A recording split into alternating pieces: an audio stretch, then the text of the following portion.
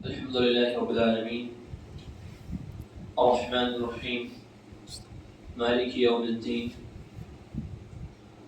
الصلاة والسلام على سيد المرسلين وعلى آله وأصحابه أجمعين. محترم حاضرین اکرام، آج ہم آپ کے سامنے جس موضوع پر لب کشائی کا کرنے والے ہیں وہ موضوع ہے گناہ اور توبہ. محترم حاضرین اکرام، گناہ کرنا یہ انسان کی فطرت میں ہے. ہر انسان گناہگار ہے. یقیناً کوئی اس بات کا دعویٰ نہیں کر سکتا کہ میں گناہ سے بالکل صاف اور پاک ہوں. جیسا کہ حضرت انس رضی اللہ تعالی عنہ کی بھی روایت ہے، ترمذی شریف میں حدیث نمبر 2499 نمبر میں حضرت انس بن مالک رضی اللہ تعالی عنہ بیان کرتے ہیں کہ اللہ کے پیارے نبی جناب اکرم محمد صلی اللہ علیہ وسلم نے ارشاد فرمایا، کل بنی آدم خطاء وخیر خطائین التوابین، کہ سارے کے سارے انسان گناہگار ہیں، خطا کار ہیں. یقیناً سارے کے سارے انسان گناہگار ہیں. ہم سب گناہ کرنے والے بندے ہیں. کچھ گناہ جان بوجھ کر کیے جاتے ہیں، کچھ گناہ انجانے میں سرزد ہو جاتے ہیں، کچھ گناہ انسان مجبوری کے طور پر کر لیتا ہے. آج ہم آپ کو دعوت فکر دینے آئے ہیں کہ ہم گناہگار تو ہیں، مگر ہم گناہگار کیسے گناہگار ہیں. اللہ کے پیارے حبیب کیا فرماتے ہیں؟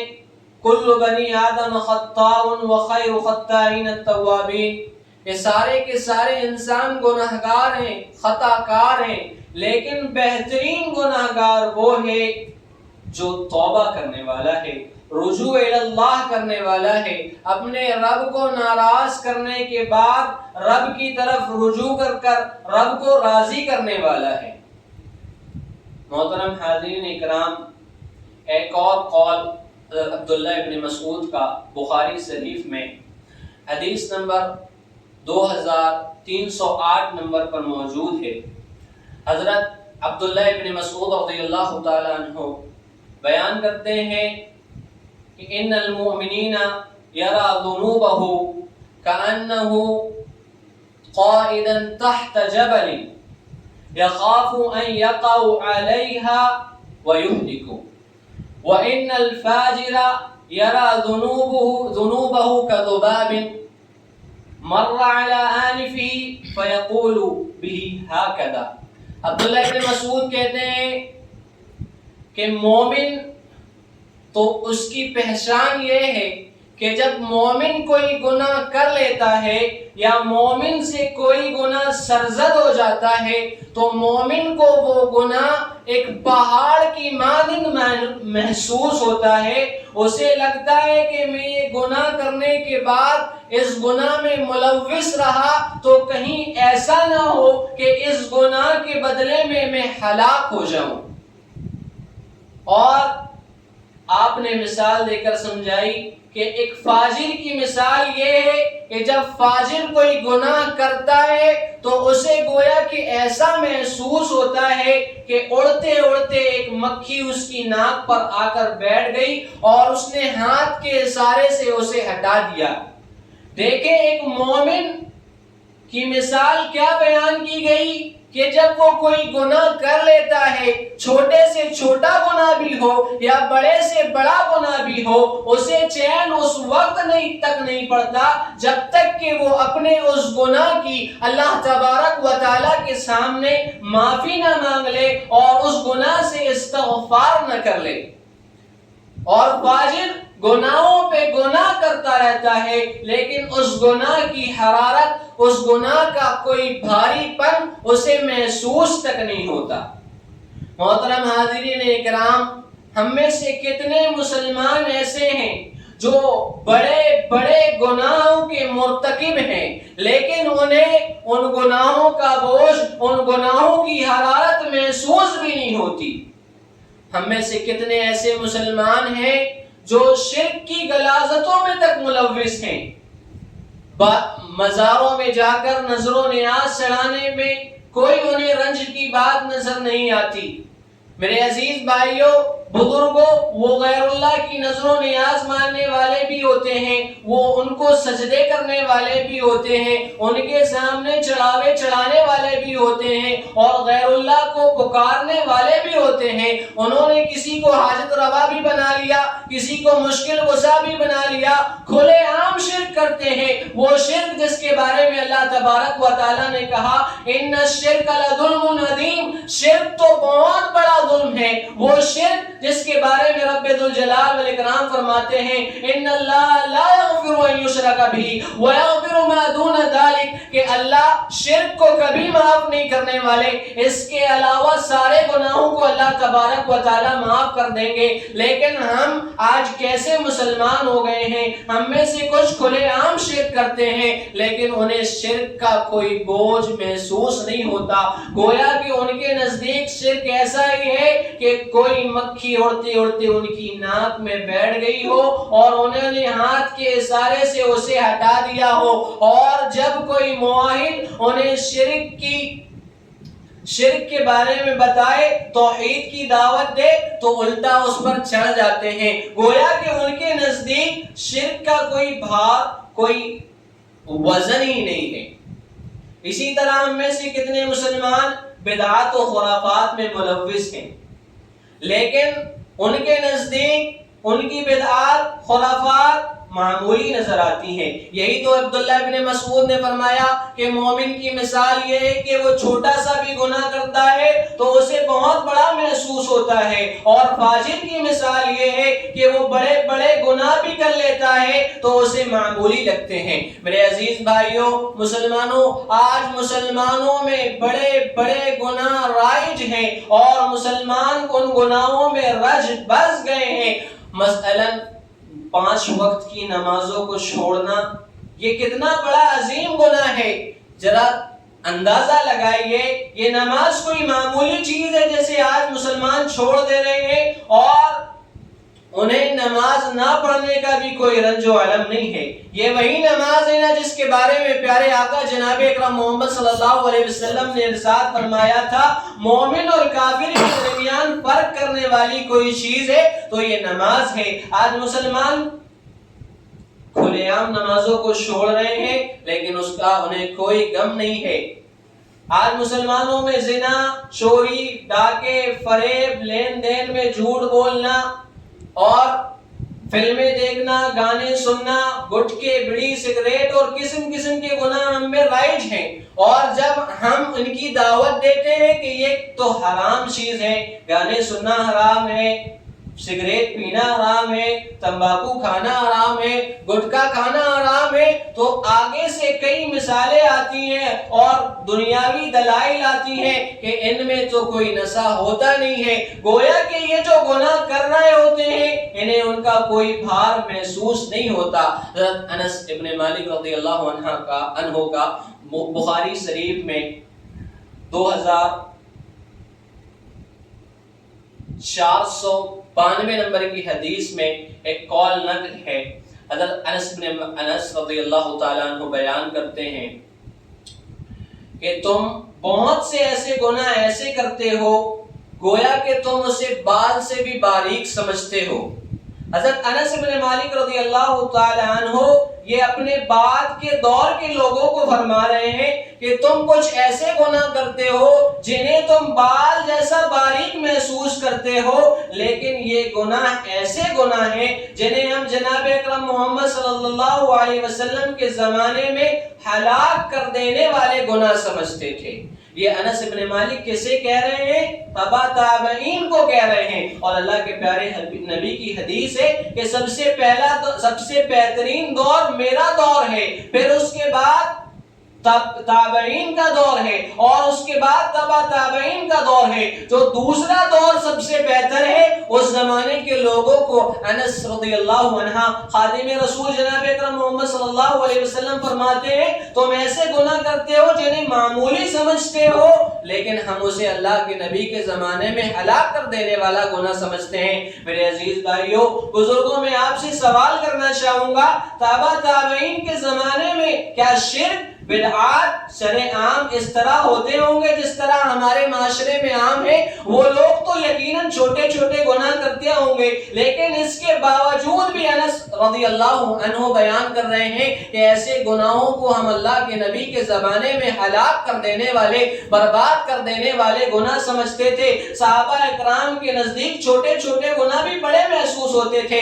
حضرت انس بن مالک اگر آج اس دور میں موجود ہوتے اور یہ شرک بدعات کھلے عام دیکھتے ڈکیتی چوری ڈاکہ مسلمانوں میں عام دیکھتے تو نہ جانے کیا فرماتے ہمیں اور آپ کو دیکھ کر.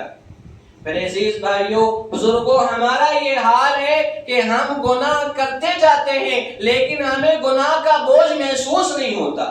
کیا ہم ایسے مسلمان ہیں؟ کیا آپ اس حدیث کو مد نظر رکھتے ہوئے دیکھیں کہ مومن کی مثال یہ ہے کہ چھوٹے چھوٹے گناہ بھی بڑے محسوس ہوتے ہیں لیکن فاجر کی یہ مثال ہے کہ بڑے بڑے گناہ بھی چھوٹے محسوس ہوتے ہیں. ہم اپنی زندگی کا محاسبہ کریں. کیا ہمیں بیڑی پینا سگریٹ پینا حرام نوشی کرنا نمازیں چھوڑنا یہ معمولی گناہ نہیں لگنے لگے ہیں؟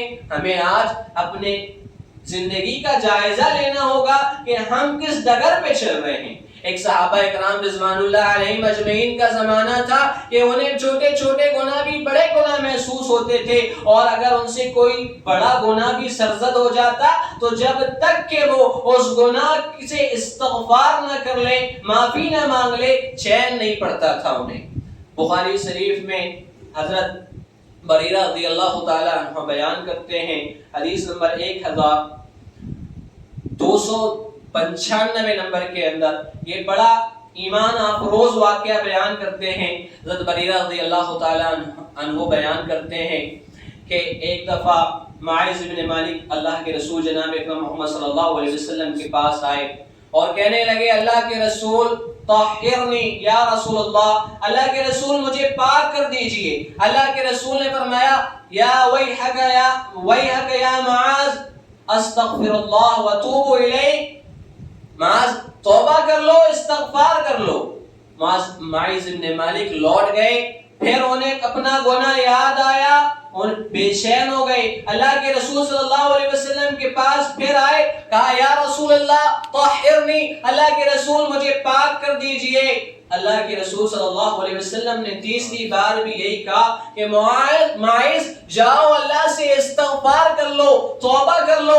پھر لوٹ گئے لیکن گناہ تو کر لیے تھے جب تک استغفار نہ کرے چین کا پڑتا تھا. اور آج ہم سے بڑے گناہ ہو جاتے ہیں لیکن اللہ تبارک و تعالی کی طرف رجوع کرنے کی ہمیں توفیق نصیب نہیں ہوتی. وہ معاذ بن مالک ہیں کہ 3 بار اللہ کے رسول نے لوٹا دیا. چوتھی بار پھر آئے کہنے لگے یا رسول اللہ طہرنی اللہ کے رسول مجھے پاک کر دیجئے.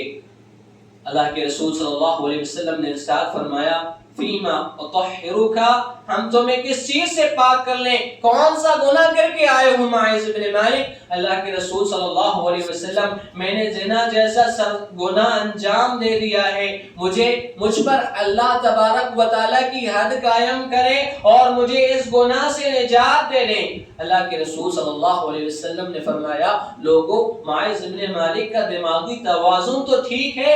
صحابہ اکرام نے کہا اللہ کے رسول معاذ بن مالک تندرست آدمی ہے ان کا دماغی توازن بھی ٹھیک ہے. اللہ کے رسول نے فرمایا ذرا چیک تو کرو انہوں نے کہیں شراب تو نہیں پی لی ہے کہ کچھ بھی بڑبڑا رہے ہیں. ایک صحابی معاذ بن مالک کے پاس گئے اور آپ کا منہ سونگا اور اللہ کے رسول کو اطلاع دی. اللہ کے رسول معاذ بن مالک نے شراب بھی نہیں پی ہے. اللہ کے رسول نے فرمایا معاذ تم نے کیا سچ میں یہ گناہ انجام دیا ہے؟ اللہ کے رسول رسول صلی اللہ علیہ وسلم نے سے ماعز ابن مالک نے فرمایا اللہ کے رسول یقیناً میں نے یہ گناہ انجام دے دیا ہے، اب مجھے اس گناہ سے پاک کر دیجئے۔ اللہ کے رسول صلی اللہ علیہ وسلم نے انہیں اسلامی سزا کے تحت رجم کی سزا ان پر نافذ کی گئی، انہیں رجم کر دیا گیا، اتنا گلے تک گڈھا کھودا گیا اور پتھر مار مار کر انہیں ہلاک کر دیا گیا۔ جب وہ فوت ہو گئے صحابہ اکرام میں دو گروہ بن گئے، ایک کہنے لگا ماعز ابن مالک نے ایسا گناہ کیا ہے، ہلاک ہو گئے ماعز ابن مالک کہنے لگے، اور دوسرا گروہ یہ کہنے لگا ماعز ابن مالک نے توبہ استغفار کر لیا ہے۔ اللہ کے رسول صلی اللہ علیہ وسلم کچھ دنوں بعد صحابہ اکرام کے پاس تشریف لائے اور کہا ماعز ابن مالک کے لیے استغفار کرو، یقیناً انہوں نے ایسی توبہ کی ہے کہ اگر یہ توبہ میری امت کے ایک گروہ میں تقسیم کر دی جائے تو یقیناً ایک گروہ کے لیے ماعز ابن مالک کی توبہ کافی ہو جائے گی۔ میرے عزیز بھائیوں بزرگوں، کتنی ایمان افروز حدیث ہے کہ جب تک صحابی رسول اپنے گناہ کی سزا نہ پالی انہیں چین نہیں پڑا۔ ایک گناہ تھا جس کے بارے میں اللہ کے رسول نے 4 مرتبہ کہا تھا کہ توبہ کر لو، استغفار کر لو، لیکن آج ہم بڑے بڑے گناہ کر جاتے ہیں لیکن اللہ تبارک و تعالیٰ کی طرف رجوع کرنے کی، اللہ تبارک و تعالیٰ کو راضی کرنے کی ہمیں توفیق نہیں ہوتی۔ میرے عزیز بھائیوں بزرگوں، ایک اور واقعہ حضرت بریرہ رضی اللہ تعالیٰ عنہ ہی بیان کرتے ہیں کہ کچھ دنوں بعد ایک عورت پھر اللہ کے رسول کے پاس آئی اور کہا اللہ کے رسول میں نے بھی زنا کر لیا ہے، کچھ دنوں پہلے جو آپ نے ماعز ابن مالک کو سزا دی ہے اسی کی میں حاملہ ہوں، اس نے میرے ساتھ ہی زنا کیا تھا، آپ نے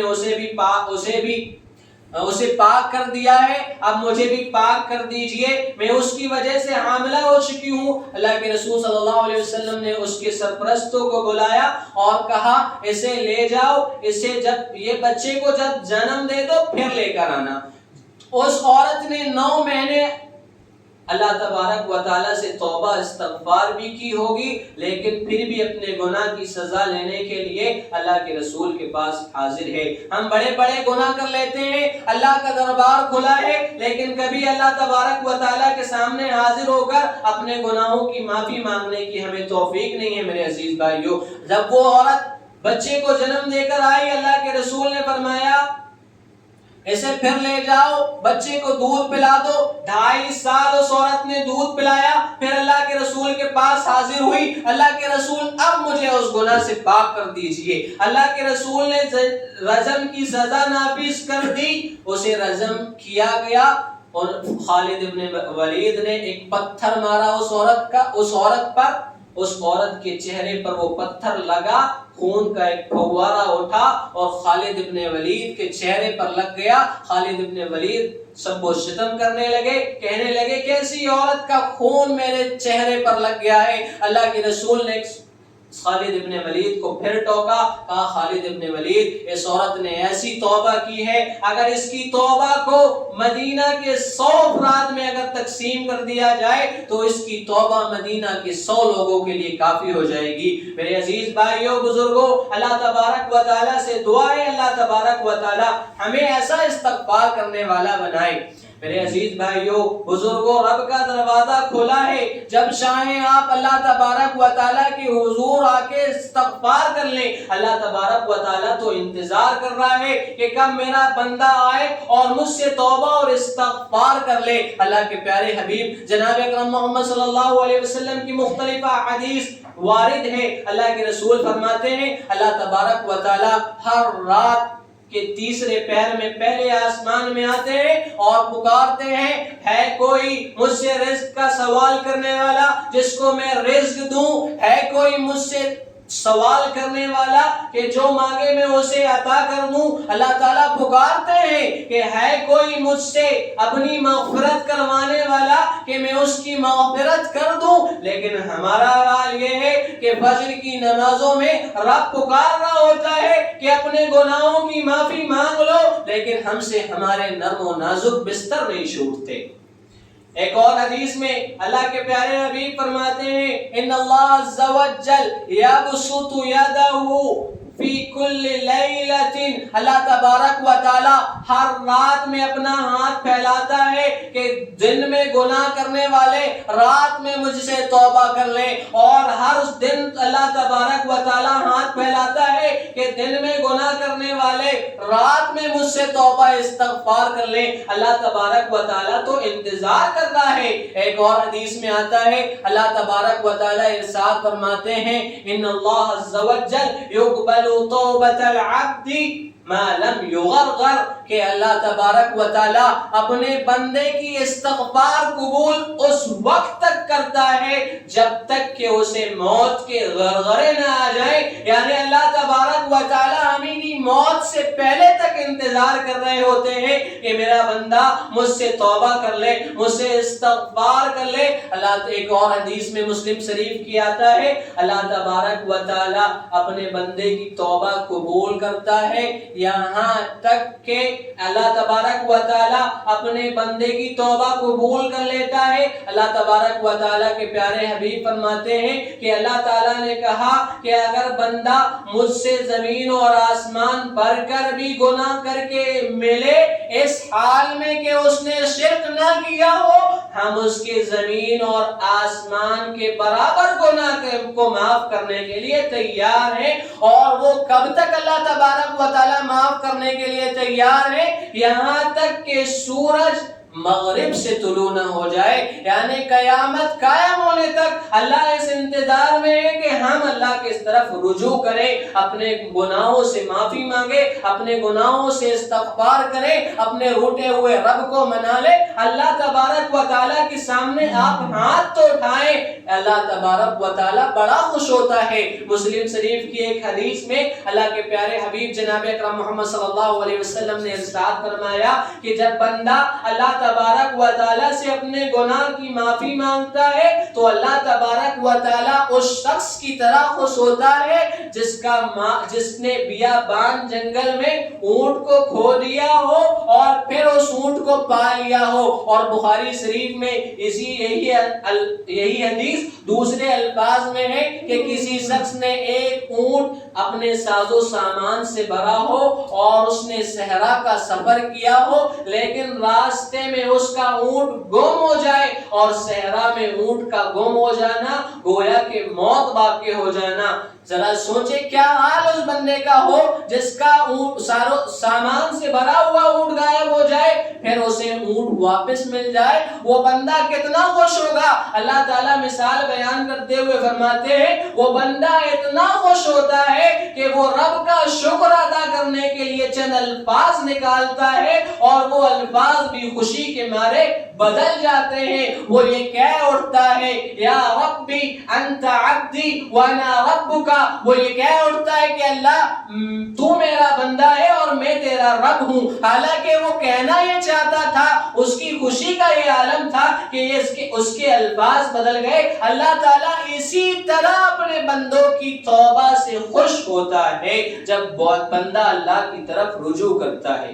ایک اور حدیث میں اللہ تبارک و تعالیٰ، یہ ساری حدیث آپ کے سامنے پہلے بھی بیان کی جا چکی ہوں گی، یقیناً کہ جب بندہ اللہ کی طرف چل کر آتا ہے اللہ تبارک و تعالیٰ بندے کی طرف دوڑ کر آتے ہیں۔ شاید یہی معاملہ ہے کہ اللہ کے نبی کریم صلی اللہ علیہ وسلم ارشاد فرماتے ہیں کہ میں خود اللہ تبارک و تعالیٰ سے ہر روز 70 سے زیادہ مرتبہ استغفار کرتا ہوں، اور ایک حدیث میں آتا ہے کہ 100 مرتبہ اللہ کے نبی کریم صلی اللہ علیہ وسلم ہر روز استغفار کیا کرتے تھے، کیونکہ اللہ تبارک و تعالیٰ اپنے بندوں کی توبہ قبول کرنے کے لیے ہمیشہ کھڑا ہوا ہے، اور اللہ تبارک و تعالیٰ کتنا خوش ہوتا ہے۔ اور اس توبہ کرنے کے ہمیں اخروی فائدے بھی ہیں اور دنیا کے اندر بھی اس کے بہت سارے فائدے ہیں۔ اللہ تبارک و تعالیٰ قرآن مجید کے اندر ارشاد فرماتا ہے سورہ نوح کے اندر فَقُلْتُ اسْتَغْفِرُوا رَبَّكُمْ إِنَّهُ كَانَ غَفَّارًا، تم اللہ سے استغفار تو کرو، گناہ کی معافی تو مانگو۔ اللہ تبارک و تعالیٰ تمہارے گناہوں کو معاف کر دیں گے. وَيُرْسِلِ السَّمَاءَ عَلَيْكُمْ مِدْرَارًا اللہ تعالیٰ تم پر موسلادھار بارشیں نازل فرمائیں گے. وَيُمْدِدْكُمْ بِأَمْوَالٍ وَبَنِينَ تمہاری مال سے بھی تمہاری مدد فرمائیں گے, اولاد کے ذریعے بھی تمہاری مدد فرمائیں گے, اور تمہارے لیے باغات کو بھی تیار کر دیں گے. شاید یہی وجہ تھی ابن کثیر کے اندر واقعہ ہے, امام حسن بصری رحمۃ اللہ علیہ کے پاس جب کوئی آتا قحط سالی کا سوال کرتے کہ قحط سالی آ گئی ہے تو دعا کر لیں ہمارے لیے, تو وہ یہی جواب دیتے کہ استغفار کر لو. کوئی غریبی کا سوال کرتا تو آپ یہی جواب دیتے کہ استغفار کرو. کوئی کھیتیوں کے مر جانے کا سوال کرتا تو آپ یہی کہتے کہ استغفار کر لو. اس استغفار کی دنیا کے اندر بھی اللہ تبارک و تعالیٰ کے نزدیک بڑی اہمیت ہے. اللہ تعالیٰ اخروی بھی استغفار کے بہت فائدے ہیں اور دنیا کے اندر بھی استغفار کے بہت فائدے ہیں. میرے عزیز بھائیوں بزرگوں, ہمیں اپنے زیبان میں جھانکنا ہوگا اور سوچنا ہوگا کہ ہم خطا تو کرتے ہیں لیکن ہم خطا کیسی کرتے ہیں. کہیں ہمارا حال یہ تو نہیں کہ ہم خطاؤں پہ خطا کرتے ہیں لیکن رب کی طرف رجوع کرنے کی ہمیں توفیق نہیں ہوتی. اللہ تبارک و تعالی ہمیں استغفار کرنے کی توفیق عطا فرمائے, اپنے گناہوں کی معافی مانگنے کی توفیق عطا فرما. اللہ تبارک و تعالی ہمارے ایمان کو اتنا بڑھا دے کہ ہم اگر چھوٹا سا گناہ بھی کریں تو ایسا معلوم ہو کہ پہاڑ ہو, جب تک ہم اس گناہ سے استغفار نہ کریں ہمیں چین نہ ملے. اللہ تبارک و تعالی ہمیں استغفار کرنے والا بنا, ہمیں صحیح معنوں میں مومن بنا, مسلمان بنا. جب تک اس دنیا میں رکھ توحید پر رکھ, جب ہمارا خاتمہ ہو توحید پر ہو. وآخر دعوانا الحمدللہ رب العالمین.